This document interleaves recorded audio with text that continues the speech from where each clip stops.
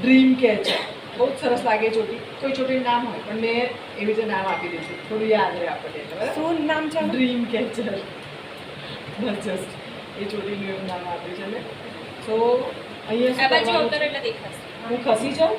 ના એ ના તમે આ બાજુ આવી જો જજો. આ બાજુ તો પેલી એમ કહેશે મારામાં નહીં આવતું, ના, ના, વાંધો નહીં. કોઈ એક બાજુ 2 મિનિટ લાગશે. એટલે હમણાં બધા દૂરથી પડતું ને એટલે હું 20 નજીક સ્ટુડન્ટ મને તકલીફ નથી પડતી, જેની 10 માં પડે છે કે અહીંથી નથી દેખાતું, અહીંથી નથી દેખાતું. સાચી વાત છે. હા મેમ.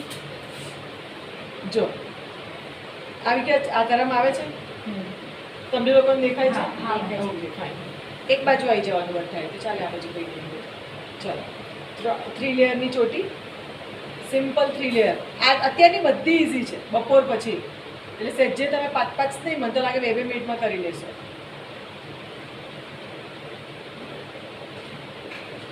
નોર્મલ ચોટી, એને બહુ ટાઈટ નહીં બનાવવાની, એને બહુ લૂઝ નહીં બનાવવાની.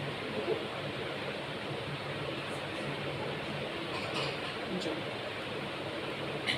રાઈટ. હવે આમાં કોઈ એક લેયરને આપણે પકડવાનું. ફોર એક્ઝામ્પલ મેં આ એક લેયર પકડ્યું છે, તો એ એક જ લેયરને મારે પુલ આઉટ કરવાનું, બીજા કોઈ જ લેયરને મારે અડવાનું નહીં. એ સેમ લેયર ક્યાં આવ્યું ખબર છે? અહીંયા. તો એને પુલ કરવાનું.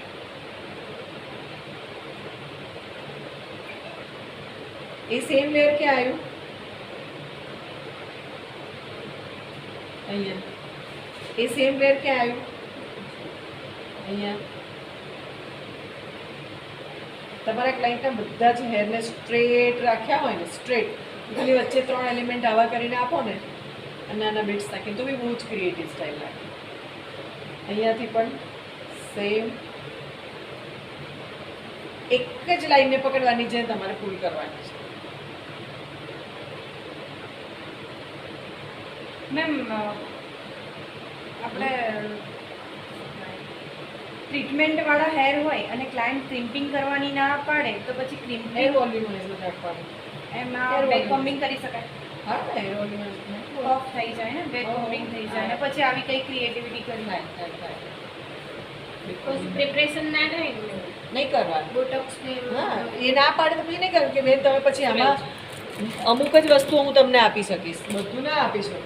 બ્લો ડ્રાય કરીને. હા, વોલ્યુમાઇઝર નાખી દે. વોલ્યુમાઇઝરથી તમે એને કોઈ બી સ્ટાઇલ કરી જ શકો. જો રાઈટ, તો આ પણ બહુ જ સરસ લાગે. તમે બધા સ્લીમ હેર હોય અને તમે 1-2 એલિમેન્ટ આવા કરી આપો તો પણ એ બહુ જ સરસ લાગે.